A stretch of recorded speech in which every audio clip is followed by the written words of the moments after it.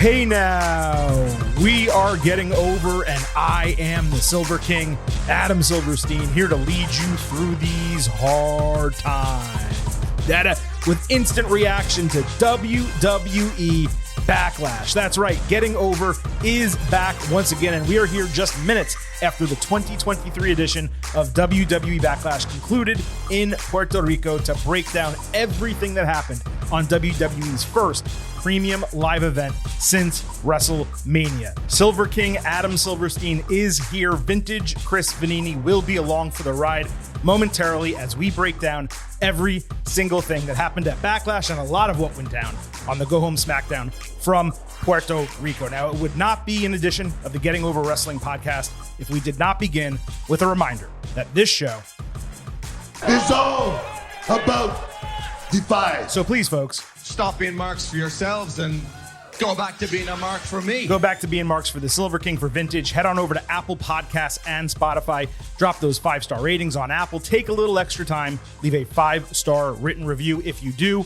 we will read it live right here on the show. You can also comment on our episodes on Spotify, and we'll read those on this show as well. Please also remember, I happen to love the number 5. So head on over to buymeacoffee.com/gettingover. Say thank you. Buy us a coffee, buy us a beer, buy us a meat for all these instant reaction shows that we do, or become an official Getting Overhead with a subscription. You get bonus audio, news posts, and so much more. Once again, buymeacoffee.com/gettingover. And lastly, don't forget to follow us on Twitter at GettingOverCast for episode drops, news, analysis, highlights, and so much more, including pre- and post-show polls around premium live events and pay-per-views. You vote, you contribute to the show, we read it later in the instant reaction episode, and you get live shows ahead of pay-per-views and premium live events on Twitter Spaces. One more time, at Getting Overcast on Twitter. Now, this would not be an instant reaction episode of Getting Over if we did not kick it off in classic style by popping a cold one. And the Silver King tonight has a coffee lager from Copper Point Brewing in Boynton Beach, Florida. One of my favorite beers, not frequently canned. I do have it here. Chris, welcome to the show. Thanks for joining us. What do you have over there? I've got more of the Mark's Hard Lemonade I got for WrestleMania last month. Open that back up. I keep seeing it all over the place as a WWE sponsor, and I saw it earlier today, and I was like, oh yeah, that's a good time to pull this one back out. They're still pretty good. I don't love the slogan. Like, we need more mics or whatever that is. It's like, it doesn't speak to me. It is strange. How's it taste? I have not. It tastes good, but I haven't had I guess they're advertising the harder stuff, right? Which I have not tried. Oh, your classic Mike's Hard Lemonade from like mid 2000s, like high school. Yeah. You're drinking. It's delicious. It's basically just tastes like lemonade with a little kick. I like it. Yeah, it's the old school one. Yeah, I haven't had that since I was legally allowed to drink. That's where I am. No offense to you. I remember my dad used to get them up in Canada when I was a kid when we would go up to our place up there. So still good. Yeah. Still hard. All right. Well, this beer is delicious. I love coffee beers. Shout out to Copper Point, my favorite active brewery locally to me. But we're not here to talk about beer. We're not here to talk about hard lemonade. We're here to talk about WWE Backlash as we break it down instant reaction style. We're going to go through all 7 matches on the show, equivalent segments from SmackDown that led into those. We'll discuss all of that as well. And we'll wrap up with a reminder of our pre-show expectation grades and the unveiling of our post-show grades for WWE Backlash on the way into Night of Champions. Chris, you ready? I'm ready. All right, let's get through it. Now, before we get to the match breakdowns, I wanted to talk about the intro to Backlash, which was very similar to the intro to SmackDown. It was incredibly cool. They had a drone camera from outside the stadium all the way through the concourse and into the arena itself. My thought on Friday was it looked and sounded like an Attitude Era crowd from Monday Night Raw at SmackDown. It was even louder and crazier on Saturday. No matter what you thought about the wrestling, the match results, whatever, I could not help but just be like internally truly happy for all of the fans that got to see 2 shows geared toward them. It's one thing to do a show internationally, to put it in Australia or England or wherever. It's another thing to book it in a way and present it in a way that it speaks to that international audience. And WWE, as far as I'm concerned, hit a grand slam home run presenting Puerto Rican wrestling to that community. It was extremely weird that Michael Cole, both at the opening of SmackDown and the pay-per-view, referred to it as a late arriving crowd while saying it's a sellout. I don't know why he said that. I didn't see any empty seats. It was on Friday. It was late for arriving. him to sure, but he said it again at the pay-per-view, and I was like, why would you even say that? First of all, second of all, it looked full. Like, it was an awesome crowd. What are you talking about? So that was odd. It was definitely odd. Yeah. Second, I love the drone thing where it comes into the stadium. I think it's awesome. The only problem is you got to get a higher quality video on there. It looked like it was like 1080p when it was flying around. I don't know what the Wi-Fi. I mean, it was way worse than 1080p. With everything going on. It was way worse than 1080p. It was. It was strangely not that great when it should be great, and WWE is usually really good at this stuff. But I like the idea. Like, I liked just doing that, and like you said, they really leaned into the Puerto Rico part of this, and the crowd was insane. We got a question on our Twitter Spaces pre-show ranking kind of the pops for Sammy in Canada, Drew in Wales, and Bad Bunny in Puerto Rico. Maybe we'll answer that later, but man, this was up there. That crowd was awesome. It was, yeah. And let's not actually waste any time, Chris. Now, normally, when we do these instant reaction podcasts, we start with the main event of the show and then work our way down the card based on match importance. I'm going to call an audible on this episode because the main event of Backlash was the third to last match that we got. And I think everyone knew it. Everyone in the stadium, in the arena knew it. Everyone watching at home knew it. And yes, look, Cody Rhodes and Brock Lesnar main evented the show, and it was a worthy main event. I'm not saying it was not. But everyone there was in attendance to see Bad Bunny versus Damian Priest in a San Juan street fight. It is as simple as that. Now, there was some use of Bad Bunny on the Go Home SmackDown. We'll actually get more into that when we discuss the Rhea Ripley-Zelina Vega match. But basically, Judgment Day was attacking the faces. LWO ran in with Bad Bunny. Bunny looked like an absolute badass on SmackDown. LWO took out a bunch of people. Priest stood there stoic like a final boss in a movie or a video game, just unbothered with what everyone else was doing. Bunny stood directly up to Priest. Dominic Mysterio tried to blindside attack him, but took a kendo stick from Bunny, who put the LWO shirt onto a massive pop as SmackDown ended. And it was just perfect execution, Chris. Bunny was officially joining, I guess LWO is the best way to put it. I have to imagine they sold like 100,000 shirts just from that moment right there. He also had a really sick WWF racing jacket that he wore to the ring and then threw into the crowd. Being a millionaire has got to be nice because no way, if I had that jacket, would I ever give it away. Overall, it was a terrific main event go home segment. We'll talk more about what that was again during the Ripley Vega match. But for Bunny to look the way he did here was awesome leading into Backlash itself. Yeah, that goes to show how big of a wrestling nerd Bad Bunny is, like all of us, to have a WWF racing jacket. He got the WWF logo on the Fox. He stuck it in, and I think you said it was cut. It was blurred out or something on the uploads and the replays and stuff like that. So that was awesome. He looked, also when they walked out together, he looked bigger than everybody else in LWO, and I think he might have been. It made him look awesome. He did, and I think he was. I do legitimately think he was. Now, before that, there was also like a pushing and shoving brawl at the Backlash press conference, but there really wasn't much to that. Backstage earlier Saturday night, Ray visited Bunny to put him over in Spanish, and then he brought in Savio frickin' Vega to the locker room, and he gifted Bunny a Puerto Rican flag kendo stick. Dude, I popped so hard for Savio. I haven't seen that dude in years. The crowd popped huge as well. Apparently, he's been around MLW or was around MLW, something like that. I don't know, but yeah, that was awesome. Again, they went all out for Puerto Rico on this show, and that's not even all of it right there. Yeah, we're just getting started. So Priest wore all white gear. He looked awesome, and it was like dripping in Puerto Rican flags, which was really cool.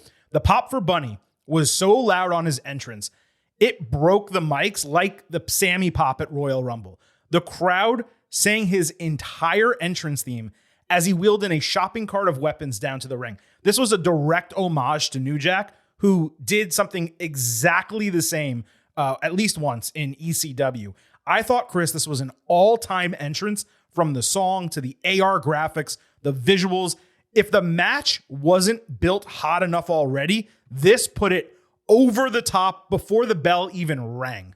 Look, this is one of the greatest wrestling entrances of all time. Like, it was insane. That song, I don't know if it's pronounced Chambia or Shambia or something like that. Chambea. It's on YouTube. It's like 5 years old. The cover for the song is him and Ric Flair. Mm-hmm. So like this, like you said, I went back and rewatched that entrance like 10 times. Like I pulled up the clip on Twitter and just kept rewatching it. It was like ridiculous, man. Like, and it was different than Drew and Sammy in their places because it was a song. It's like everybody singing it. It just gave it a completely different feel. This is just incredible. This guy is like the biggest musician in the world. He headlined Coachella 2 weeks ago, and he's taking a shopping cart full of weapons down for a violent street fight because this dude just loves pro wrestling. It's amazing. It's Chambea, and it means to get to work, just so you're curious about what it was. That's still my high school Spanish coming through all these years later. So look, a lot happened here, and I got to break it all down. It's going to take a minute, but deal with it. Bunny hit a Michinoku driver almost immediately. It slowed down quickly, the match did, with Bunny taking a bell clap in South of Heaven. Priest pulled him up to prevent a 3 count. This is minutes into the match, where Priest is basically like, I could have won, but I'm not going to. Then he grabbed but discarded an axe handle, only to get a chair thrown at his head. Priest ate a tornado DDT, and the Bunny splash outside, plus a trash can lid bell clap and regular one. Then Bunny hit another driver or broken arrow. It was kind of a mixed move. Priest got a bloody nose, and Benito drew a line in the ring. So the heel walked out and gave an up yours to the crowd, but he was baiting Bunny, who got a trash can and only had it booted into his head. Then he ate more trash can shots, and Priest used the Puerto Rico kendo stick, not Bunny. They actually fought into the crowd, which really surprised me given how big of a star Bunny is. Priest put Benito on a really tall road case and hit the broken arrow through 3 tables. Adam Pearce and Sean Daivari ran out, but Priest carried Benito to the ring. He's like, he's not done because I'm not done with him. Bunny dodged Priest's roundhouse kick with his knee hitting the post, so Bunny attacked it with a kendo stick and a knee breaker. Priest yelled to the referee that his knee was not okay, so he was selling the injury not only physically but audibly, as Bunny wrapped the knee around the post 3 different times, once with a chain, and Priest kept begging him to stop. Then he drilled the knee with a steel chair. Priest again begged, apologized, and pleaded, so Bunny bent down, and Priest just booted him right in the face, and then started hopping on one leg. Bunny came back with a blatant legal low blow. That led Judgment Day down to attack. Corey Graves had an incredible line that Kendall Jenner is about to be on the market because Bunny's not going to be alive after the match. Rey Mysterio first failed making the save before Carlito's music hit to, I can only describe it as a Stone Cold Steve Austin level pop. That's how loud this crowd got for Carlito. And that is not an exaggeration. He got the backstabber on Finn Balor, then did the apple gimmick. Dom ate a 619 from Rey, and then Carlito spit the apple in his face. Then, as Balor and Dom are trying to like walk to the back because Carlito and Rey are like pushing them there, all of a sudden, Savio Vega comes out, and the crowd goes wild. And then there's a pause, and the LWO comes out, and the crowd goes wild. And now the heels are at a 6-on-2 disadvantage. Savio got 3 chops on Balor, plus his big kick, I think it's called TNT, to a massive pop. Dom got the chops also. Bunny would have gotten caught blind by a roundhouse kick coming out of this, but Priest's knee gave out. Bunny came back with a figure 4 leg lock as Priest screamed, taking a 2 count. He stopped himself from tapping twice and pulled Bunny up for South of Heaven, but Bunny countered that into a pin attempt. Then Bunny dodged Priest into a chair on the middle turnbuckle, coming back with sliced bread for a false finish. And on that move, he legit landed on his head. He looked like Kota Ibushi doing that move, but somehow he kept going. He was okay. Then Bunny beat the shit out of Priest with a chair and finished with a Canadian destroyer for the 1-2-3 in 25 minutes. There was a huge post-match celebration with the Puerto Rican flag and everyone that I mentioned wearing LWO shirts. LWO then hoisted Bunny on their shoulders as he hugged the flag, and the celebration continued into the break. All right, that was a lot. It was excellent. Ooh. No qualifier, just excellent. Standing ovation. Standing ovation. Outstandingly fun. Extremely well wrestled by a celebrity. Now, this definitely went a little bit longer than planned, no question, but the booking was exactly as it should have been. Priest's ego costing him the easy win, Bunny taking the vast majority of the punishment and selling it well, and then an untimely injury giving Bunny the opening to win with a heavy utilization of weapons. Priest's profile got massively elevated even in defeat. Bunny was impressive once again. He's maybe second as a celebrity wrestler only to Logan Paul, and getting not only Savio, but Carlito just put this even further over the top than it already was. A grade is so tough here. For a Puerto Rican fan, I am sure it was a 5-star segment. In reality, because I'm grading the match and the storytelling more than the atmosphere, I'm going to go 4.25 stars A because it did drag in some parts, including the finish, and obviously Bunny's ceiling is only so high in the ring. I didn't even need to see the last match on the show, Chris, to know that this should have been the main event. This was 5 stars. Just absolute blast. The wrestling was a lot better than you would have thought. Bad Bunny, like, this dude's wrestled twice. He had the tag match a couple of years ago and showed up in a Royal Rumble. Like, yeah. And obviously a lot of stuff happened around the match, but a good chunk of that was just one-on-one, and he just totally looked like he belonged. He sells great. He takes bumps. He looks a little smaller, so it's hard to, the offense doesn't maybe look as good, but this was just unbelievable, man. This is everything you like about pro wrestling, all wrapped into one. We said on the Twitter Spaces pre-show, like, this has to be the main event, right? And we weren't sure. And I said, if it's not the main event, then I think Priest is going to win. I guess the only way I could think of it. And when that ended, I stood up and clapped for the amazing show that it was. But then I was furious that this was not the main event of the show. How the hell was this not the main event? Did Brock Lesnar demand he be the main event of the show or something like that? It's just 2 pay-per-views in a row. He can't be the main. I don't know, man. It's just ridiculous how that happened. But this was everything you could have possibly imagined. This is going to be up for match of the year for me. Wow. This is going to be one of the most enjoyable things we get all year, from the entrance to the pops to the surprises to the throwing them off the thing out of the tables. Just, this had absolutely everything I love, man. This was an absolute blast. I'm going to rewatch this match 5 times over the next week. Just awesome. Do you think? Can't say enough good things. I know it's arbitrary when we say match of the year, match grades, ratings, all that type of stuff. It's all arbitrary. It's our opinion. Other people have different opinions. But don't you think there's a difference between match of the year and moment of the year, segment of the year? Because this was a 5-star moment, no question. But when you're grading a match and you're talking about the ring work, it wasn't a 5-star match. It just wasn't. To me, there's a difference between the two. Look. My match of the year last year was Roman versus Drew in Wales. To me, just the crowd and the environment and everything and the reaction is the whole point of this wrestling thing. I'm just not a fan of the New Japan style. We do a bunch of moves. Of course, yeah. Crowd claps for certain things. It takes me out of it. But what I'm saying, the crowd adds to it, and I know that's that shifts the view of what the actual work is. But to me, that's the whole point of all of this. So that's just, you and I just kind of look at that differently. Well, I don't know that we do, because I agree with that too. For me, it's match quality, it's ring work, it's work rate, storyline. It all has to have, all those elements have to be there. But if I'm going to give a match of the year, if I'm going to say it's the match of the year or a 5-star match or whatever the hell, again, all arbitrary stuff we're talking about here. But if I'm going to do that, the wrestling has to be top tier. And the wrestling here just wasn't. I mean, it was a fantastic moment, a great 25 minutes of professional wrestling. But again, when I'm talking match of the year, this doesn't hold a candle to many of the matches we've already seen this year. But again, for a segment, for a moment, you can't even find a flaw. It was nearly perfect. Yeah, I have one nitpick, not about the match. Other than it not being the main event. That is a nitpick. Yeah. No. And that is the LWO shirt. And it's the way the blue is on the left side. Oh, this is going to be ridiculous. The L is. Okay. The flag of Puerto Rico, the blue goes up in a point. It doesn't go straight across Correct. like the flag of Texas. Correct.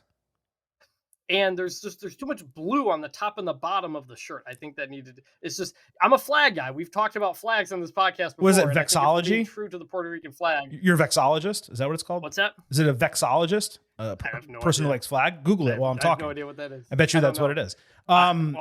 You Google. But yeah, I just wanted. If we don't see Puerto Rico LWO again, I had that in my notes. I wanted to get it out. They did it almost like a little bit more like the Mexican flag. I tell you to Google because I'm the one running the show. I have the soundboard, the notes. It takes a lot here. I was busy talking.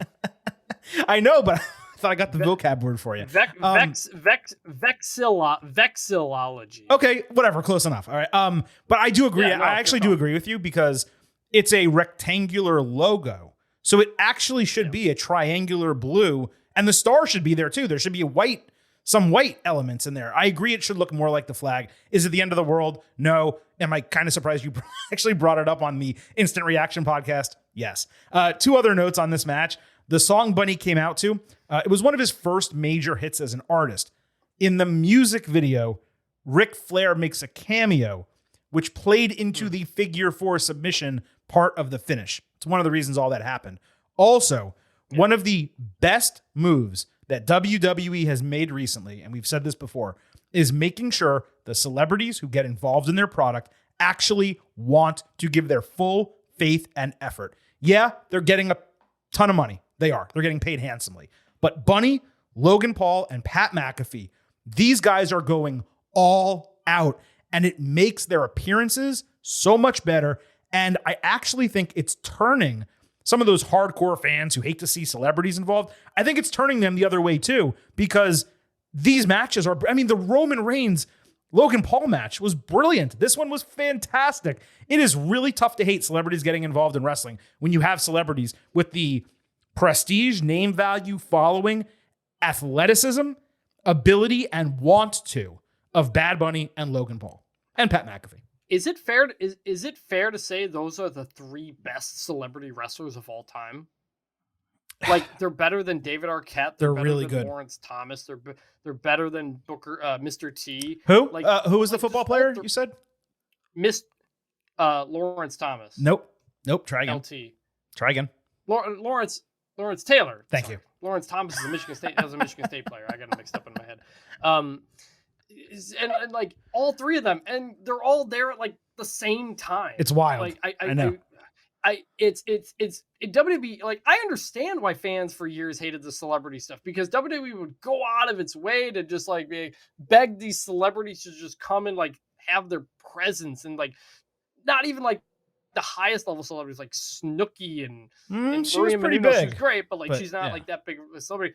And like Mike, you had Mike Tyson. That was a big one for sure. But he wasn't a wrestler. He was an enforcer. But, he didn't wrestle.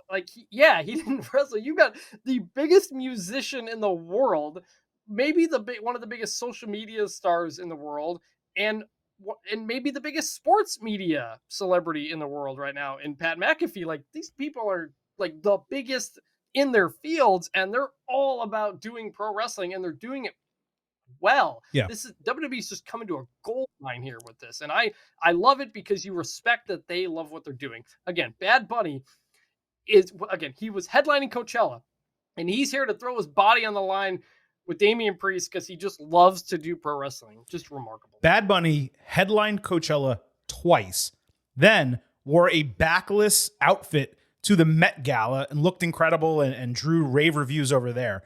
And then basically main evented a WWE Premium Live event in his home country, all inside of 16 days.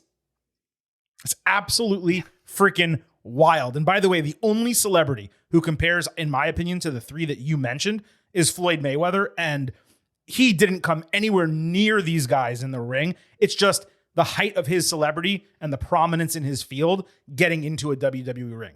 Floyd was massive and is massive still as a boxing star. And he went toe-to-toe with the Big Show in what was a very good, at the time, celebrity match that has now been completely eclipsed by everything we've gotten from Bad Bunny, Logan Paul, and Pat McAfee. So credit to those guys. Credit to this match. Go ahead. let me ask you this. Would you be up for a Bad Bunny versus Logan Paul match? Absolutely. Me too. At WrestleMania. And honestly, I could. Yeah, like you could. Like, does that have to main event? I one of the think nights? no. I think it would have to be a tag team match. You'd have to do a tag team match. Yeah, I You would could do that. want I it. kept You would thinking, want too, it to be a tag team match. I also kept thinking, Wale is obviously a huge wrestling fan. He's not in the ring or anything like that. But if you could get like Bad Bunny versus Wale and Dude, I love Wale. I do, but his celebrity is nowhere near Bad Bunny or Logan Paul right now. No, Not in but I'm just 2023. thinking like two big music stars, not at the same level, but just that would just take over the music industry if you did that. I don't know. I'm just thinking of possibilities of. I'm fantasy booking Bad Bunny matches here. That's how fun this was. It's unbelievable. All right, we had a lot of fun talking Bad Bunny. We have 6 more matches to get to on the show, along with some of the stuff that happened on SmackDown, Chris. So let's move on to the actual main event of WWE Backlash: Cody Rhodes against Brock Lesnar. On SmackDown, Cody got an insane reaction with the crowd singing his entire song, not just the whoa part. He cut a promo referring to Brock as a gatekeeper and finally noted how Lesnar has not explained the reasoning for his attack. I think it was 5 weeks ago at this point. But Cody promised to beat a reason out of him at Backlash. Thank you! Rhodes got a wildly pumped up crowd going by saying Backlash will be a fair fight. He'll get back on the road to finishing the story and claiming his kingdom, all starting by defeating Lesnar. And first, I hope you guys like the new sound drop. Second, this was a freaking intense promo. I've said for weeks I was not overly hyped about this match because of a lacking storyline. But I will be honest, this promo from Cody got me really freaking close. Cody is so damn good on the mic. You've said it to me, getting people in the building. It was perfectly hot and concise and a great go-home moment for a match that had no storyline reasoning other than an attack 5 weeks ago. Yep, he'll talk into the building every time with that passion. He does promos in the type of way that sell, that you want to see him. He's done it before. It's a lot of the same cadence. He did a lot of this feud basically by himself for a while. Mm-hmm. But it's a great job. Got me a lot more excited for the match than I had been. All right, so at Backlash, Rhodes' pop was obviously massive. Lesnar got an enormous one as well. As he kind of paraded around the ring like stalking Cody, Cody hit him blind with a tope suicida. He rammed steel steps into his head thrice and landed chair shots on Lesnar all before the bell. So the bell finally rings. Rhodes hits 2 disaster kicks, but Lesnar counters Cody Cutter into a catch German suplex. Lesnar caught him flying again for a huge fall-away slam. After a suplex city chants from the crowd, Brock hit 4 Germans, 2 verticals, and I think it was like a Saito suplex, as Cody grabbed and kayfabe accidentally exposed a turnbuckle. Rhodes dodged Lesnar later into the turnbuckle, and Lesnar immediately took a hard way right between his eyebrows. Cody quickly hit a diamond cutter and a disaster kick. Then he wiped the blood on his stomach and hit a Cody cutter. He added 2 crossroads and got a 2.9 false finish. Lesnar countered a 3rd crossroads attempt into an F5 for a false finish the other way.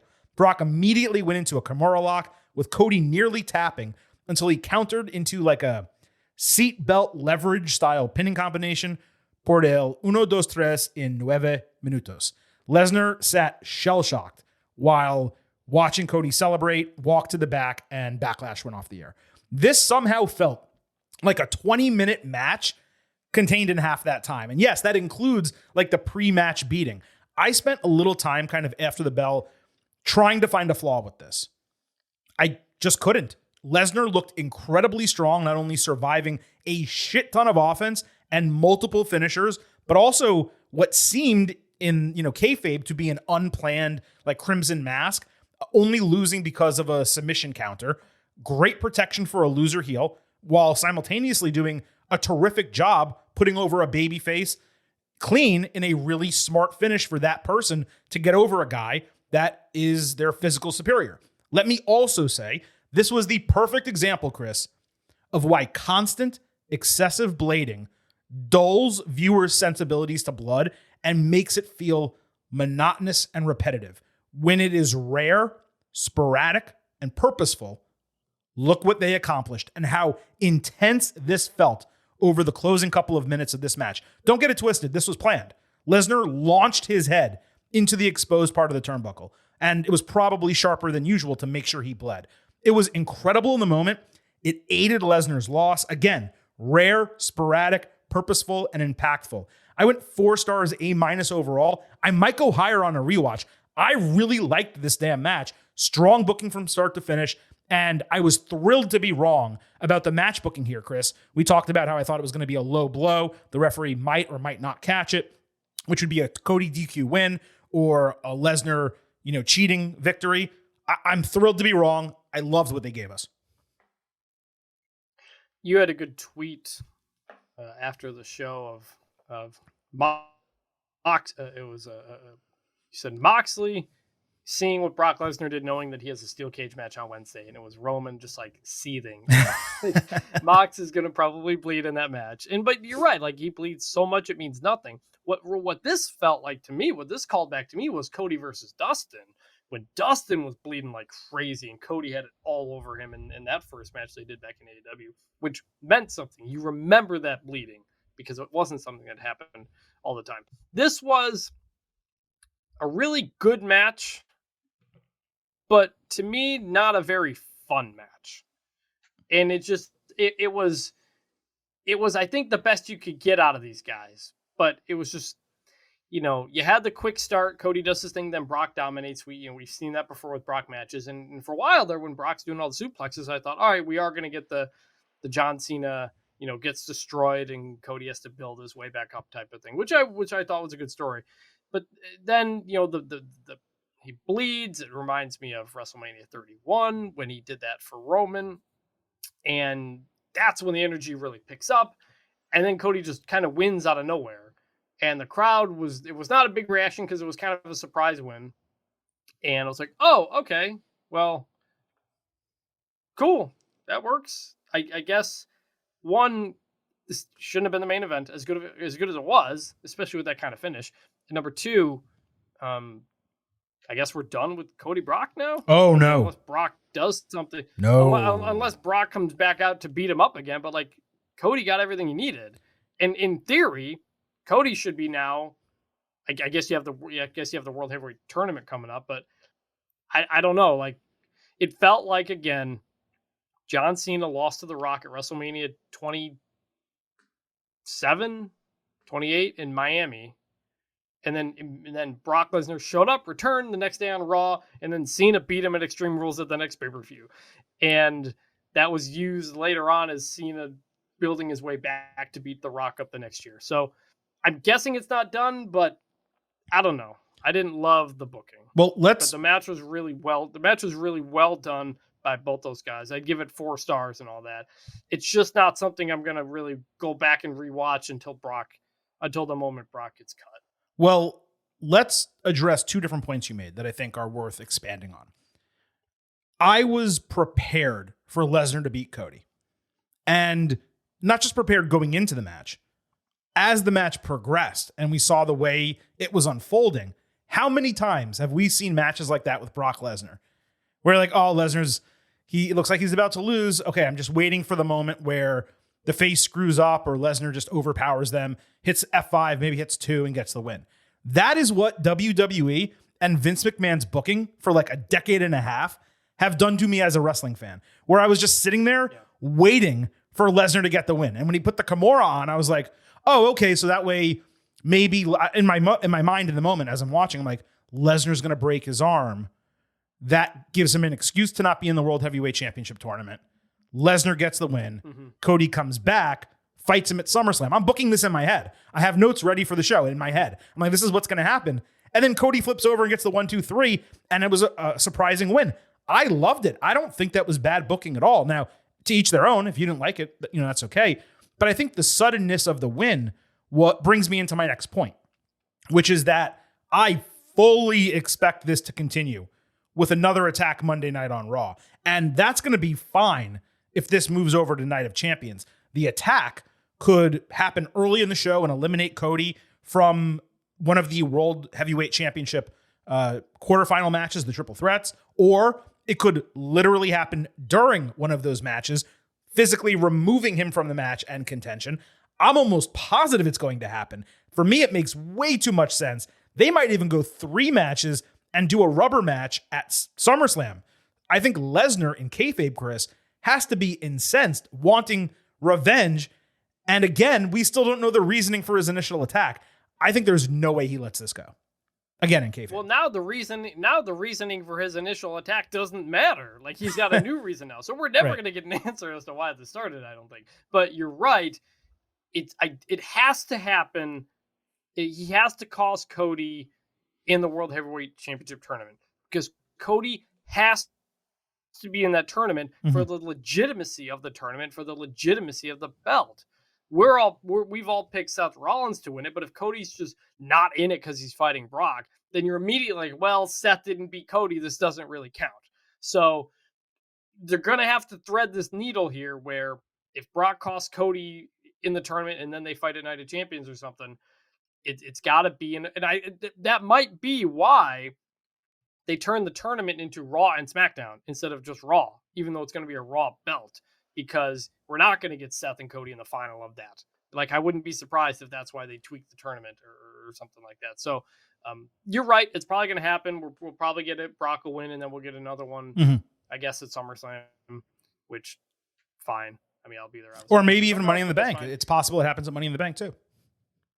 Yeah. So, like, we'll see. Like, that all makes sense. I worry it feels just unnecessary. I don't know. Doing the tournament, to me, it made the most sense to have Seth beat Cody for the belt in the final of the tournament. Why would you have Cody take another loss, though, in that way? Like, and why would why would you put Cody in a situation, and why would you put him in a situation where he's contending for the title that he doesn't actually want? Which then... Because he's on Raw, and it's the Raw World title. Yeah, I think people are really... I mean, this is really a conversation we probably need to have on Tuesday's show, because it's going to be a longer one.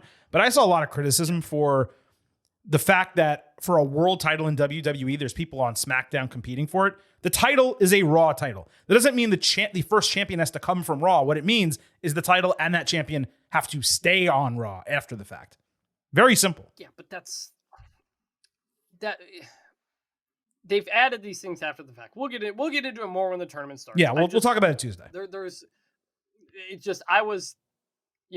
didn't think this match accomplished much. It was a great match. I don't know how you say that. I don't think it really accomplished much, and it's just pushing us forward to the next one. But how do you think it doesn't accomplish anything?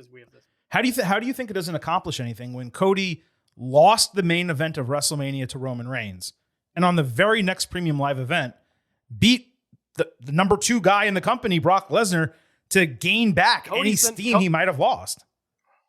He could have beat anybody. He's the number 2 guy in the company. He's fine. So Lesnar's number 3. Are we splitting hairs here? I mean, what are we talking about? I'm just saying, like, Cody beat Brock Lesnar. Holy crap! Is not the reaction I think people got. No, he skated by the skin of his teeth. That's the booking. Yeah, that's the whole point. That's what they're trying to say, because it's not the only match. That's exactly the point is going to be the third if they get to it. Go ahead. Brock Lesnar should also be in that tournament, if we're being honest, since he can't fight Roman for the other belt. I know he's a free agent. I'm curious if he'll be in it too. Well, that is exactly why him taking Cody out of it makes all the sense in the world. He keeps them both away from it on Monday night. Maybe, but again, I think they both need to be in the tournament to legitimize the tournament. So. Yeah, I don't think that's the case. I don't see that at all. Sorry. We just disagree. All right, let's go to the third. I guess it wasn't really a main event, but it was between the 2 main events on the show. Kevin Owens, Sami Zayn, and Matt Riddle against the Bloodline on SmackDown. Solo Sikoa stoically wrapped his thumb backstage as the Usos got hyped for Saturday's match. When he didn't answer them, they tried to get him going. Jay got in his face. Solo said he'll do his part, and he knows that they better do theirs as well, or there's going to be trouble. Riddle later said there's more Bloodline tension than on Succession. And I thought it was funny he said this line, Chris, because I don't think in kayfabe or reality, Riddle is watching Succession. No, not at all. Okay. And he also said he's ready to tear them apart. KO and Sammy propped him up, but said they had nothing left to say to the Bloodline. They just wanted to fight.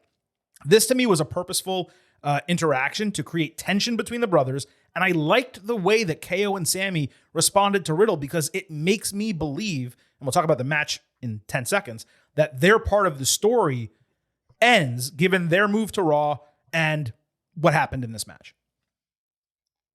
Yeah, they made it very clear leading into and during the match that like Kevin and Sammy are done with the bloodline. Right. They won their titles. They wanted to create dissension in the ranks, and they've essentially, we're in the process of doing that. Right. So this was the penultimate match of the show, like I said, right between the two main events. The Usos spent the early portion showing Sikoa how to work together. Jay threw KO backwards into the spikes of the steel steps. Riddle got a massive hot tag with a ton of brotons and a springboard floating bro outside into the entire bloodline.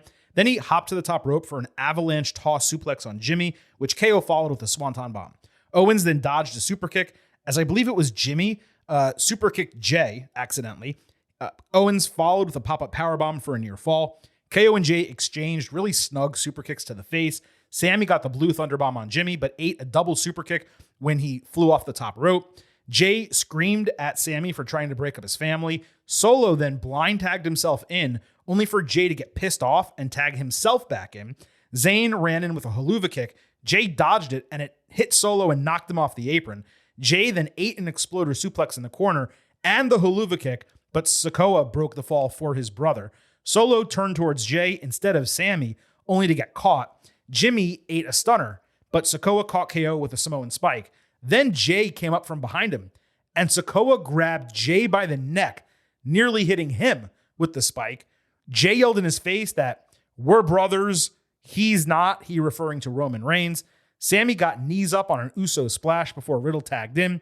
Riddle hit Jay with a final flash knee and Bro Derek, but Sikoa had tagged in blind during the sequence, hitting the Samoan spike on Riddle por el 1, 2, 3 in 22 minutos. I know 22 is what? 22? Whatever. I'm not great at Spanish.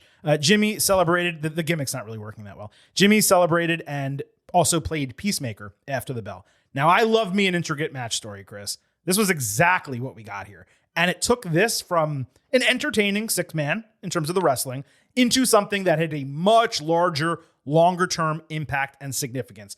As predicted, Riddle taking the fall allows KO and Sammy to move on while the story focuses on all the internal bloodline strife. That means KO and Sammy were ultimately successful in creating like a lasting rift in that family dynamic. Mm-hmm. We talked about this on the Ultimate Preview.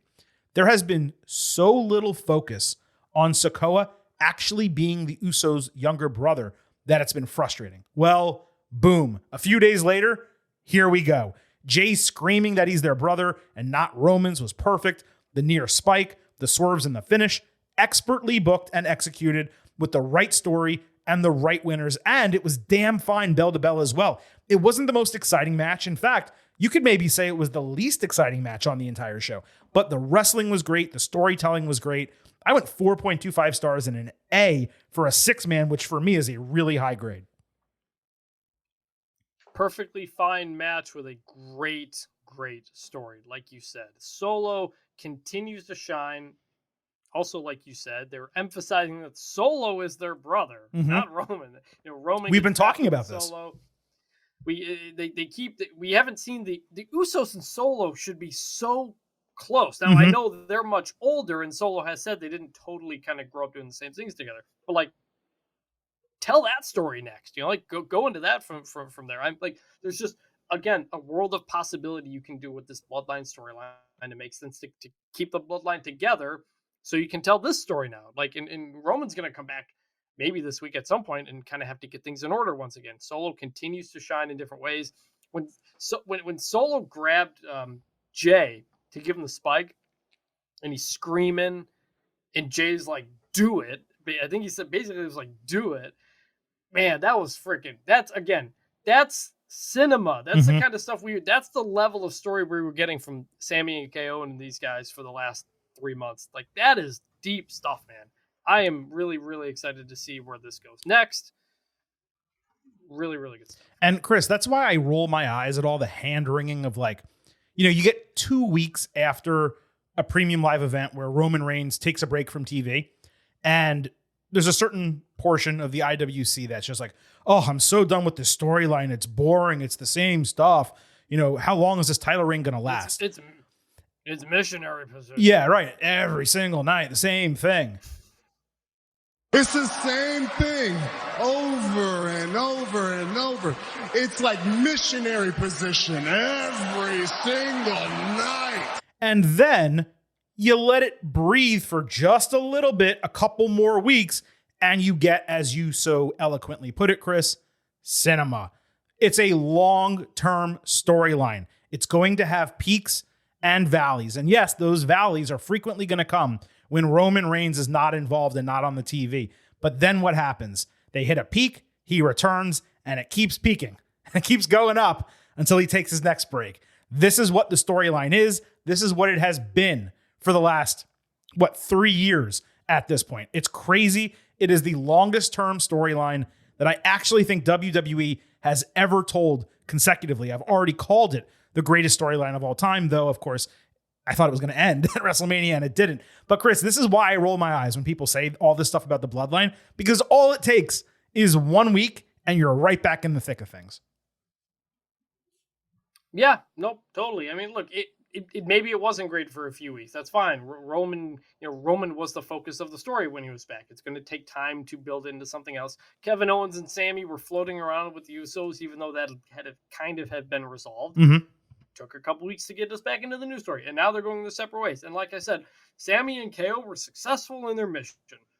They became friends again. They ended the longest tag team reign of all time, and they leave having left a lot of dissension within the ranks of the bloodline. And now they go off to Raw to do whatever. That closes the book on the Sami Zayn bloodline story from last year, almost a full calendar year exactly. And that subset of the story, a masterpiece. And now we move on to a new one. Also known as a chapter, but yes, that chapter is officially chapter at Danielle. that is officially closed. All right, let's move to the SmackDown Women's Championship. Rhea Ripley against Zelina Vega on SmackDown. LWO opened the show with Judgment Day, Sans, Damian Priest interrupting. Rey Mysterio cut a promo, and the fans were on fire for Zelina. Dominic ripped a Planted Fans LWO shirt. Rey challenged Dom to a WrestleMania rematch. Rhea stepped to him, and the challenge was left as a mixed tag.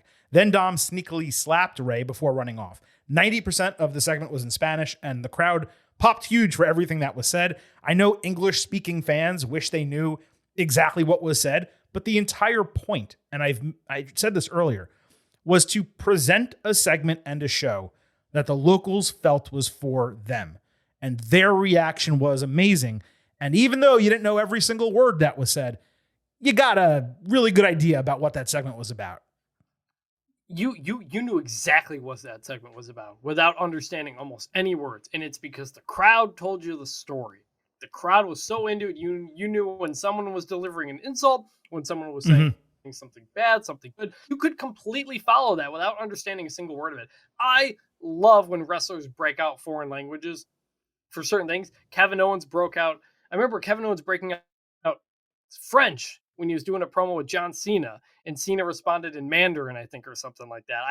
I love that stuff because it reminds us that these are people. They're not just like brands that they give us. They're people who come from different cultures, know different languages. It just adds a layer to them as people. And so, like, you could have done subtitles or not. I liked the way it went. It felt like, oh man, something cool is going on, and I'm on the outside of it. I want to be in. I want to know what they're saying. It's not just what they said, it's wanting to know what they said. So I think that added another level. I did in one part, I think I hear somebody from the LWO, the word pantalones and mommy were said. So yeah, I got the vocab. Rhea Ripley wears the pants in the relationship or something like that was one of, that's about the only thing I picked up. That's what's great about taking, like, for me, lower school, middle school, and high school Spanish, and then never speaking it despite living in South Florida. You know the vocab. You just can't put it all together, especially when it's spoken very fast, which Spanish is frequently spoken at a very fast pace. But nevertheless, it was a great segment. Led us to Rey and Zelina against Rhea and Dom. Zelina got hurricanranas on Rhea and Dom, only to get her head booted off by Ripley when she went for a 619 on Dom.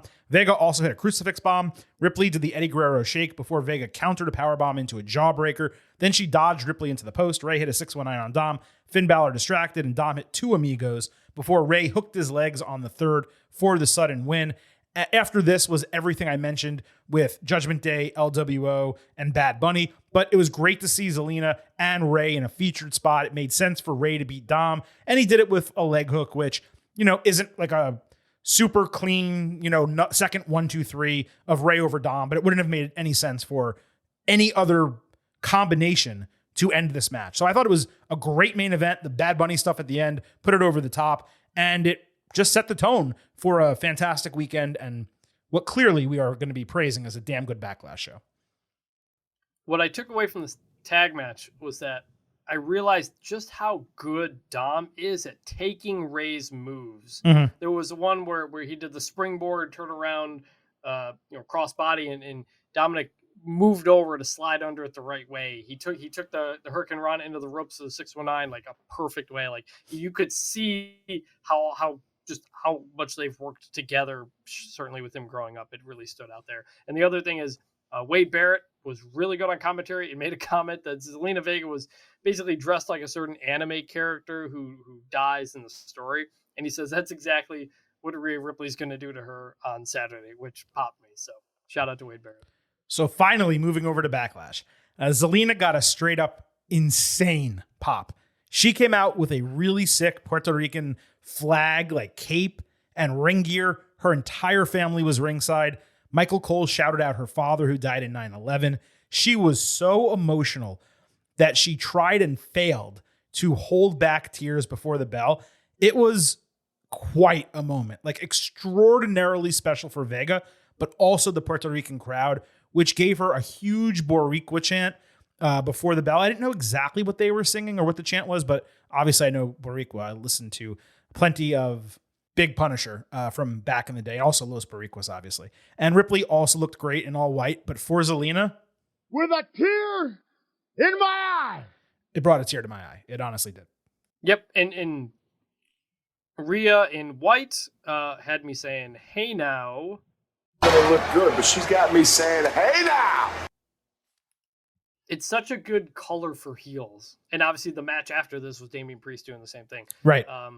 So yeah, that was an awesome moment. The whole flag and the whole thing. Like Bad Bunny was a celebration, kind of Bad Bunny, so to speak. Like Zelina's was a direct for just all of Puerto Rico with the flag everywhere and everything like that. So it was nice, two different ways to kind of do it. It was great. It was really cool. It really was. So Zelina immediately grabbed a chancleta from her mom and threw it at Rhea. Cole tried explaining it, which was just rough and unnecessary. Ripley easily caught Vega flying for a huge powerbomb and then choked her over her back. Zelina dodged Ripley shoulder first into the post, got a bunch of offense only to be stopped by a headbutt, but she countered Riptide into a tornado DDT and hit a 619 plus a flying Meteora with an Eddie Guerrero shake for a false finish. Zelina then went to take advantage, only to eat a huge kick from Rhea, plus a really powerful Riptide for the title retention in 7 minutos. WWE let the finish linger, and it kept the camera on Zelina for a thunderous post-match ovation that was so well-deserved and long overdue for her to get a moment like that. It was just really, really tough to not get emotional, and I kind of have like goosebumps right now just like talking about it. Let's not forget, okay? She got pulled out of that 9/11 show at Madison Square Garden where she was going to honor her father. She was on the wrong side of Andrade requesting his release, which kind of left her with nothing to do. Then she got fired because she wanted to stand up to WWE and keep her Cameo account. She got rehired, and she's just never really gotten a chance to shine, even though, yeah, she had the women's tag team titles and she was in Queen's Crown, obviously, and won Queen's Crown, I should say. But this just stood out beyond all of that, and she didn't even win the match. It was so nice for her. But we can't grade it on how great it was for Zelina. The match was fine. It was more about the crowd, the storytelling, and the emotions than it was the wrestling, which is totally okay. There were a couple nice sequences. It went as it should have. Zelina rousing the crowd, Rhea looking dominant in her retention. 3 stars, B-, but a 5-star crowd reaction for this match.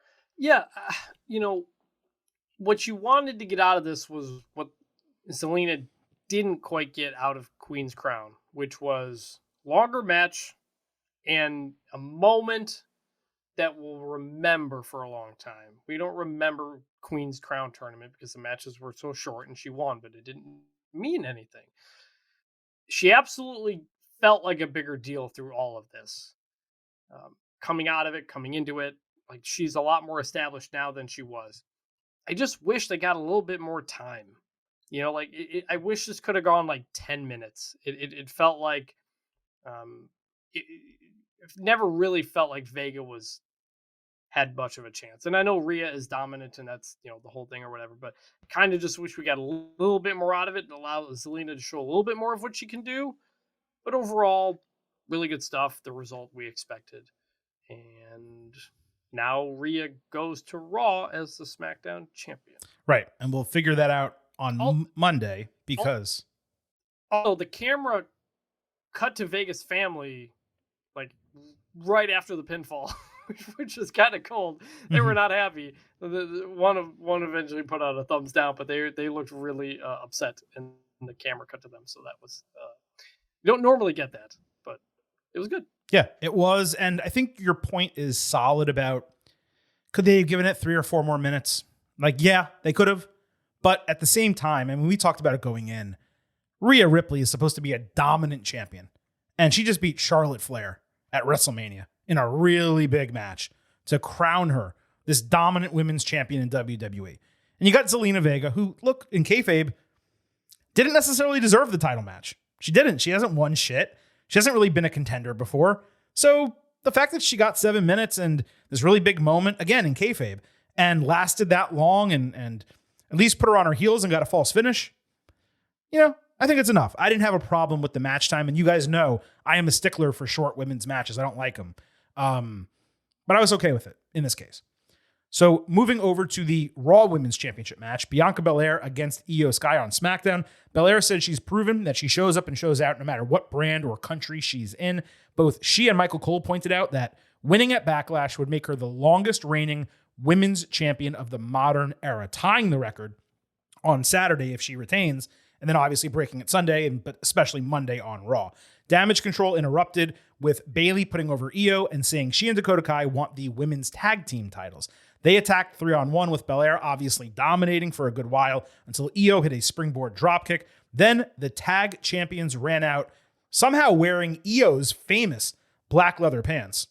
They look good, but she's got me saying, hey now! And they made the save. I'm glad they gave us the data point about the title reign.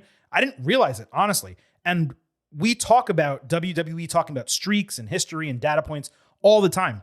But Chris, the timing fully gave away what was already a relatively obvious match result. Like, if they had said this a week ago or 2 weeks ago, then okay, you kind of forget about it. Then they remind you in the moment.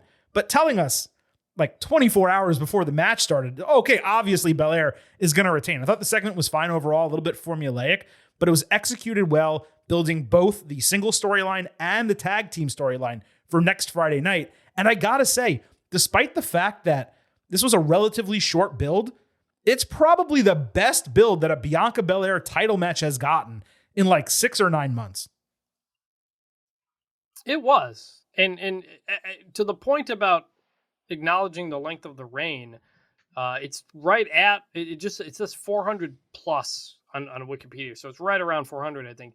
Becky Lynch's previous record reign for the Raw Championship was 398 days. So I thought that today was 398, Saturday. I thought it was. Oh, yeah. So I don't, I'm just going by what Wikipedia says. Mm-hmm. But she will not, don't worry, much like Roman Reigns, not catch the actual record, which is Fabulous Right. Moolah, which is either, depending on how you look at it, like 3,800 days or 10,000 days, depending on whichever way you look at it. But yeah, no, it was a good build kind of coming up to this. All right, so as far as Backlash, this opened the show. Io entered on her own to her theme from back in NXT, and Michael Cole said social media believes she's being held back by Bayley. Definitely the story they've been telling throughout TV over the last few weeks. She also got multiple loud chants, and I thought they were only going to be early in the match. She got them throughout the entire match and was the clear crowd favorite against Bianca Belair. Io rolled through KOD into a double stomp. Belair caught a tornado move cold into a backbreaker. Bianca then took Io off the top with a really sick one-handed press slam and then hit a handspring moonsault. Io used Bianca for an Escalera arm snap and hit a springboard missile dropkick. She got knees up to block a 450 and locked in a crossface. Belair escaped, but Io countered a powerbomb into an X Factor. Io came back with a Meteora, then rolled through KOD again, but Belair avoided the double stomp this time. Io escaped a third KOD, hit a perfect moonsault outside. Belair caught a top rope Hurricanrana with one arm, countering into an avalanche Liger bomb for a false finish. This brought Damage Control out. Io grabbed Bianca's braid on a distraction, only to get punched right in the face. Belair then used Sky's legs to knock Dakota Kai off the apron. Io countered KOD for a fourth time into another false finish. Bayley again tried to interfere. Belair just picked her up, threw her across the ring. Io hung Belair up on the middle rope, and Kai also nailed a kick. At this point, she's laying on the canvas, ready to take what seemingly was going to be Io's moonsault finisher. Bayley grabbed Bianca's braid and put it under her arm, under the bottom rope. So, like, in theory, the referee wouldn't see that she was holding her down. She laid prone. However, the referee did catch her, and that provided, enough of a delay that Io missed her moonsault. Belair immediately picked her up and hit the KOD por el 1, 2, 3. Straight up. This was, Chris, an exceptional wrestling match. Work rate was stellar. Booking was perfect because of the planned retention and storyline.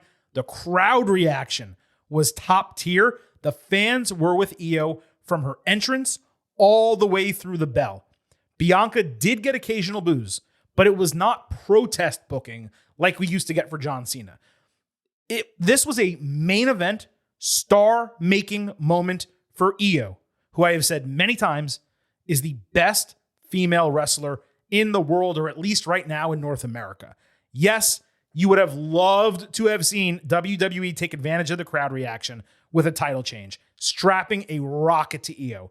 But there was purpose in the loss for the Damage Control breakup, and it gave Io a clear excuse as she was on the road to beating Belair until Damage Control got involved and ultimately helped cost her the title.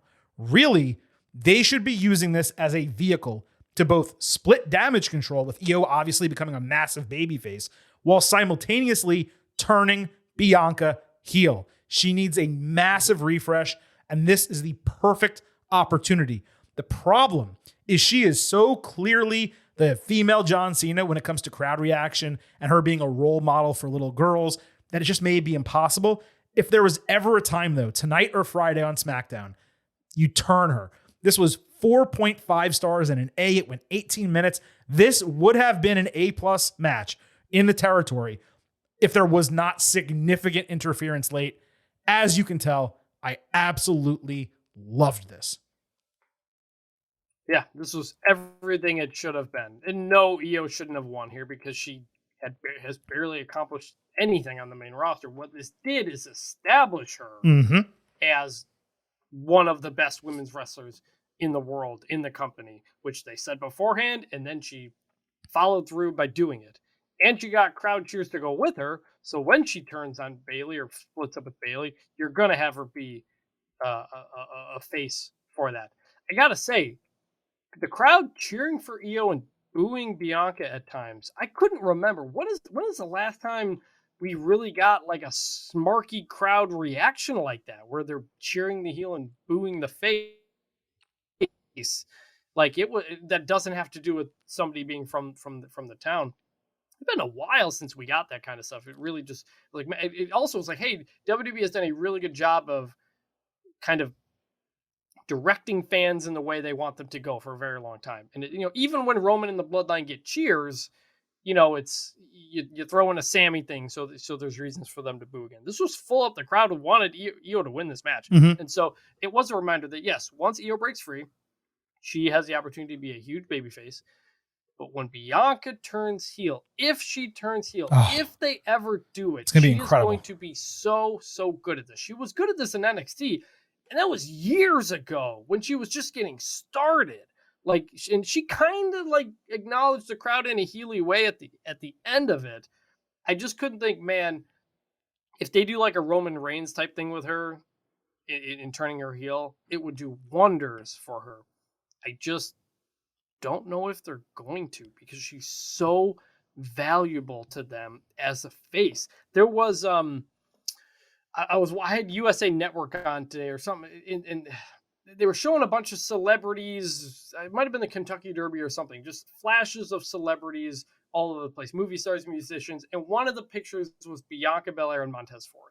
And it was like, she is such a face of the company that, I don't know if they'll do it in the same way that they did Roman eventually.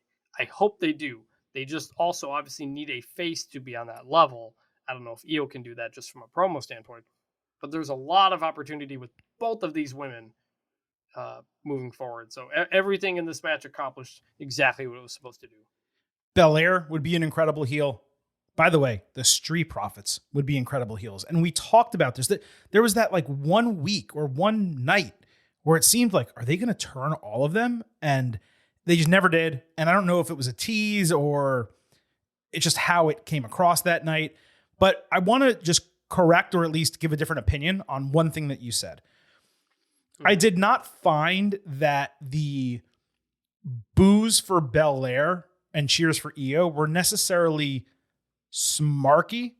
It was more just people recognize how great Io is and were excited for her to be in this moment. And because Belair was the opponent, they were cheering for one and not cheering for the other. If you noticed, there were times where Belair, not when she would do a single punch when they were going back and forth, that would be cheer boo, cheer boo. But when Belair had extended runs of offense, she was getting plenty of cheers. There was still a large segment of the fan base that really liked her. But yes, Io was clearly the favorite here. And to me, Triple H has the book. I've said this numerous times. I know there's concern about Vince and all that. He has the book. And if you have a brain in your head and you watched what happened in Puerto Rico at Backlash, Io Sky has to be now the number one odds-on favorite to win Money in the Bank. Period. Who else in the women's division right now gets as hot a reaction as she got? Now, I know it's Puerto Rico. I know it could be a one-off, and we'll see what happens this Friday on SmackDown. But she could get a similar reaction when she turns on Bayley and Dakota Kai. And yeah, right now, you have a babyface champion on that brand in Bianca Belair. We've seen babyfaces cash in on babyfaces before. You do have Rhea Ripley over on Raw. You could have Io cash in on Ripley. That would be way too soon. I hope that would never happen. I am even angry that I put it out there in the universe. Or she could carry the briefcase for months upon months. And once Belair drops the title, maybe to Charlotte Flair at SummerSlam, which I hate to also put out there, but it really seems like that's what's going to happen. You could have Io cash in immediately after that for a massive pop on a huge stage. But Chris, for me, if there were any ties, if there were any ties in the booking process where they're trying to determine who should win Money in the Bank for the women, I think Io Sky broke them all apart at Backlash. You put it out there, but the point of every Charlotte title reign at this point is for somebody else to take it from her. For her to add a number and for someone else to win it after. Yeah. Charlotte has been cashed in on 5 times or something like that. For that to happen again is totally possible. And every Money in the Bank cash in for the women is the night of or the next Monday night on Raw or the next SmackDown. Every single time. Yeah. So take your time. Here, I would have Io win Money in the Bank, but she carries the briefcase for a while. And after a few months, or even after a few months, because you want to break them up, she turns on Bayley like Sami turned on Roman Reigns and hits her in the back with the briefcase. That's what I Oh, dude, I don't think we're waiting that long for the turn. I think that's happening soon. Yeah. One other thing about this match, I've never seen Bianca's hair so disheveled. The braid, hair was coming out of that. We'd never seen that before. Oh, interesting. I don't remember. And it added just kind of another level to the intensity, I think. Yeah. No, it was awesome. It was really, really cool. All right, we got 2 more matches to go. Let's talk Seth Rollins and Omos next. Rollins had a thunderous entrance. He also got use of a drone camera. They cut his music as soon as he got in the ring to pose so fans could sing his theme, which seemed like it would never stop until Omos straight up, I thought he kicked his head off his body. It was a perfect boot to the head. And this was extremely smart because they played off all of those clips that circulated on social media of Rollins getting serenaded in Europe, where it went 10, 12 minutes, and you thought, oh, WWE is going to let the same thing happen in Puerto Rico, except Omos just kicks his head off his shoulders. Rollins got caught on a second tope suicida try and chokeslammed into the ring apron. Something happened in the crowd that distracted the fans for a bit, but credit to them because they snapped right back into the match. Rollins chopped Omos down, but failed on a pedigree with Omos's knees on the canvas. Rollins banged Omos's head off the top of the ring post and hit a tornado DDT and a frog splash, only to get tossed off his body on a surprise 1 count. Omos blocked a stomp with hands on the canvas, hit a chokeslam for a 2.9 false finish. Rollins worked a sleeper, but ate a sidewalk slam. MVP tried to distract, but Rollins hit a stomp and a super kick on MVP, knocking him off the ropes, a stomp on Omos, and a super kick on MVP. Then he hit a second stop on Omos for a 2 count. Rollins came back with a flying super stomp and got the win. This was somehow everything it needed to be and more. Rollins promised on that promo 2 weeks ago on Raw to give Omos his best match in WWE, and guess what? The dude effing delivered. There were believable false finishes both ways. The crowd was insanely hot for Rollins himself, and WWE made sure to linger on him after the bell to capture that reaction, which is obviously important for the World Heavyweight Championship tournament. There's not really much more to say. This could not have been better executed or better paced, as it was second on the card in an appropriate position, went 10 minutes and 30 seconds. Chris, you've talked frequently about Omos having high upside, and we've seen like flashes of it occasionally. In this match, Seth Rollins got it out of him. To my utter shock, even though I love Rollins and I knew he'd give him a good match, I went 3.5 stars and a B. I just kept thinking, if Omos had been booked better over the last month, 3 months, year, this would have been an incredible moment. Mm-hmm. Like this did everything you wanted to do. Omos looked great and strong. Seth Rollins looked smart and stepping up to the challenge. Everything about it was great. It's just Omos just doesn't mean anything to us. And that limits kind of how high you can take this. Mm-hmm. I continue to think Omos has a lot of potential. I've always felt he gets a lot of the little things right. He has good timing. He has good movement. It's really the bigger wrestling type of things that he hasn't quite come around to yet. But more than anything, his booking outside of his debut, that match with him and AJ Styles against the New Day, Mm-hmm. it's just they've never figured out the right way to handle him. And he's had these last 2 matches against Brock and Seth. He's looked strong in defeat. He's shocked both of those guys with how just strong and big and everything he is. He just doesn't have any wins of note underneath him. From this point, Seth had to win because the World Heavyweight Tournament's coming up next. But from this point forward, Omos needs to go on a winning streak, and it Mm-hmm. needs to be a legitimate winning streak. And he can be the guy maybe to take the belt off of Seth by the fall or something like that. So this was a good step forward for everybody. And hopefully maybe this can be something Omos can build off of. Imagine if instead of that nonsensical Brock Lesnar match at WrestleMania, they had done Brock Lesnar against Bobby Lashley, as they should have, and put Omos in a featured, like, I don't know, fatal 4-way match with other people who wouldn't have otherwise been on the show. And he just demolishes them and pins one of them, obviously, and gets the win. And he's riding high. MVP's talking shit.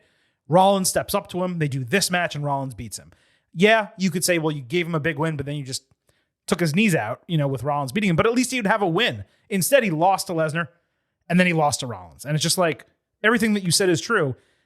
He showed more here than he ever has in WWE, but he also lost. And it's like, what do you do with this guy now? But I do think, Chris, that WWE here found the formula for Omos going forward. You put him up against guys who can go, like Rollins. Even if Omos wins many of those matches, which he probably should. Think about how Lesnar worked with AJ Styles and Daniel Bryan, and how we would watch those matches at Survivor Series and think, wow, Brock can go. because it was different, unique, and those guys not only sold for him, but he sold for them. It got them over. It got him over. Well, the same thing happened here. Omos looked like an absolute beast in this match because Rollins sold his ass off for him, and Rollins looked great taking him down. In this case, he didn't have a choice. Now, look, on this show, you guys know what we love. We love it when... Oh, we got two big meaty men bumping me tonight. But there are other ways to use big guys. And what they did here with Omos and Rollins should be the template for Omos matches going forward. Again, with the difference being him getting more wins than losses, if they actually believe in him and want to do something with him. Him stopping the stomp by just being too strong was like incredible. And like, if he had been built up better, that would have been just, people would have gone nuts for that. Mm-hmm. He needs, all he needs right now is wins over legitimate people. He can win multi-man matches. He can beat big guys. He can beat jobbers, whatever. He needs to beat like world champion type of people who aren't Dolph Ziggler. Yeah, 100%. All right, let's move to the last match on the card. The United States Championship, Austin Theory against Bobby Lashley and Bronson Reed in a triple threat. The heels teamed up early, but Lashley destroyed both of them with big slams. He speared Theory for a broken fall. Reed then did a springboard splash onto Lashley's shoulder at ringside, which is a really sick spot. Theory pulled the top rope to prevent Tsunami. Lashley countered A-Town down into Hurt Lock, with Theory springing off the rope for a counter pin. Bronson immediately flew after the kickout for a Tsunami on Lashley for another broken fall. There was an endearing El Gordito chant for Bronson, which really popped me, and that was not an insult. That was positive chant for him. Theory hit a rolling blockbuster on Reed and lifted him, but Reed countered A-Town down into a pulling power slam. Then Theory dodged a moonsault from Reed, who ate a spear from Lashley. Theory dumped Bobby out of the ring por el 1-2-3 to retain the title in 7 minutos as Lashley ran back inside. I never would have guessed this match was 7 minutes if I didn't time it. It was like 12 to 15 minutes of action crammed into this really tight window. All three guys showed out. It was a total sprint. The Bobby Bronson work was way better than what it was on Raw. Theory was fantastic in this match. If WWE can get the character right for Reed, he has a chance to be a star because his 2 PLE matches have been terrific and gotten crazy crowd responses. And the booking here, it was completely predictable. Literally, we said this exactly would happen on the Ultimate Preview, but it was totally appropriate for the situation. It's a tough match to grade because of the time, but I'm at 3.75 stars and a B+, much better than the time would suggest that it was. Yeah, I mean, credit to you. You called this exact thing. I think you said Bobby hits the finisher, Austin Theory throws him out and takes the pin. So you did get that exactly right. I picked Bobby just to be different. Yeah, it was good. It was fun. It just everybody accomplished, kind of what we thought. To me, Austin Theory is he's just nothing right now, and they got to figure out something better to do with him. I think the title is not helping him. I think he's holding back the title at this point. The U.S. title really needs to be freshened up. It's basically been on him or Bobby for a really long time now, and I'd really like to see that do something else, especially now that it's going to be the top weekly belt on SmackDown, because if Roman's not there every week. So hope they can freshen some of that up, but everybody in this looked good. Bronson Reed's a gamer. He steps up in the biggest matches, and the result ultimately not a surprise. All right, well, Chris, that wraps up the instant reaction for WWE Backlash, which leads us to our post-show grades, how we end all of these instant reaction episodes. First, a reminder of our pre-show expectation grades. You were at a B, I was at a B+, and our listeners, the Getting Overheads, in our Twitter poll, voted 27% A, 62% B, 11% C, 0% D or F. That averages out to an 87 out of 100, which is just barely on the B+ line. So I'm going to consider that right between us because I was at a high B+, you were at a B. So they were splitting the difference, let's say, between our grades for the show. Now, when it comes to the post-show grades, you always get the opportunity to go first. So Chris, what was your final grade for WWE Backlash? B+. High B+, like 89 B plus. I did think the Bad Bunny situation had a chance to very much over deliver and push that up, and it absolutely did. Again, 5 stars for everything involved in that. Nothing on this show was bad. A lot of it was really good. Bianca Io Sky was great. The Bad Bunny stuff was great. All the other stuff was pretty good. The story in the 6-man was really good. Ultimately, when I look back on the show, what am I going to think about? I'm going to think about everything involving Bad Bunny. I'm going to think about Zelina Vega's entrance. And I guess I'll think about a bloody Brock Lesnar. So that's Io? pretty good.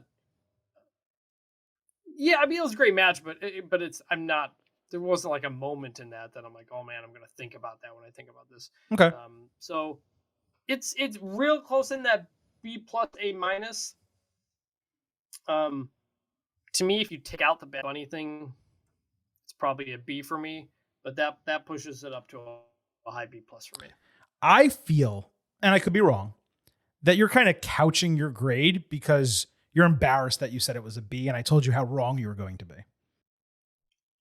By the way, to the listeners, Silver King texted me during the show, quote marks in B. He was totally offended that I rated the show a B and thought I was completely wrong. You were completely wrong. After you texted that, it was I think it was during the 6-man, which was like okay, and then the main event to me again. It wasn't okay. It was very freaking good. This is why I'm saying you're couching the entire grade. Look, here's the deal. This show was way better than a B show. Like whether it's a B plus, high B plus, quote unquote, 89, A minus, A, no matter what you say. The conversation that we had on the Ultimate Preview, this is what I'm getting at.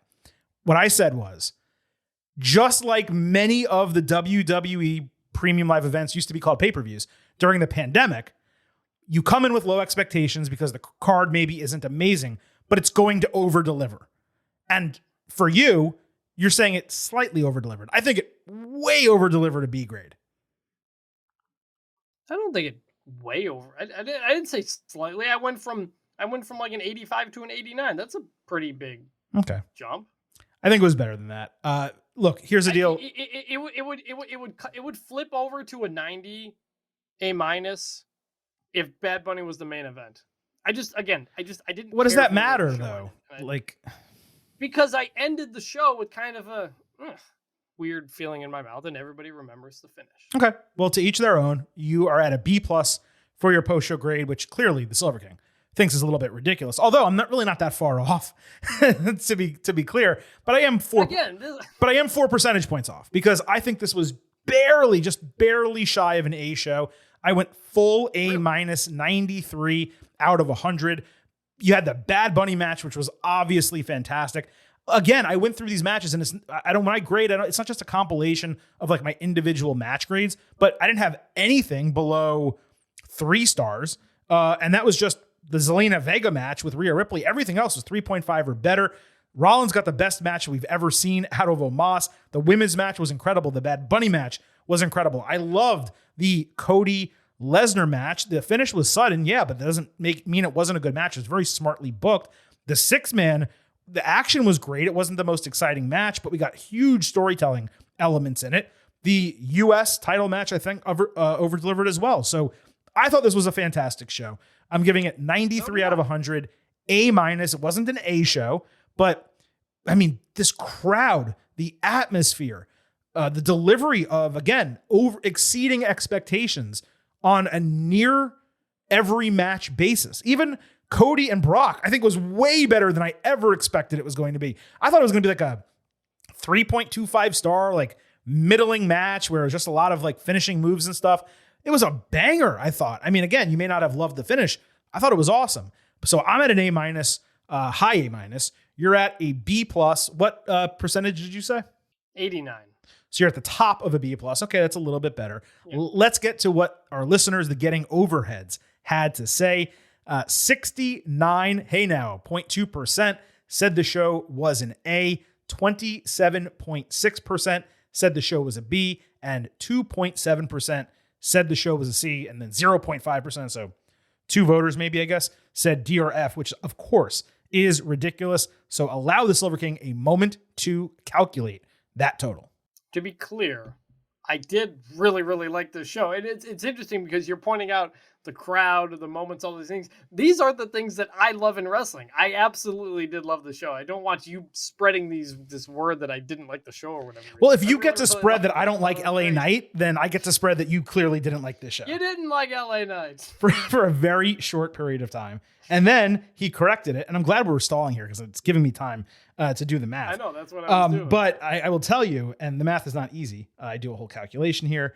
I'm sure that sounds like an A- to me. Yeah, it is. It sounds like it's probably going to be a high A- close to It's very close to me. Yep. It is a 92.25. So not quite a 93, but yes, they are siding closer to me than you with an A- final grade from the listeners are getting overheads for the show. By the way, let me say this. We agree so much on this podcast. Like if you're a first-time listener, a lot of the episodes are Chris and I, we agree about this. We'll have slight differences and nitpicks and whatever. This is the most contentious episode we've had in a long time, and I kind of liked it. I don't think it's contentious. I do. You were just so offended that I gave the pre-show I was offended that the initial thing was a B. Yeah, I was. Yeah. More offended than that. I was more offended that you gave it a B than I am that you gave the post show a B+. B+ is fine. That's acceptable. Yes. But yes. I was offended at the B. I said bad, but I had Bad Bunny up for match of the year. I love this show. Yeah, I just disagree, but it's fine. Look, I had fun. I hope everyone had fun listening to us. That's why we do these podcasts in general, but of course the instant reaction as well. Go ahead. What do you got?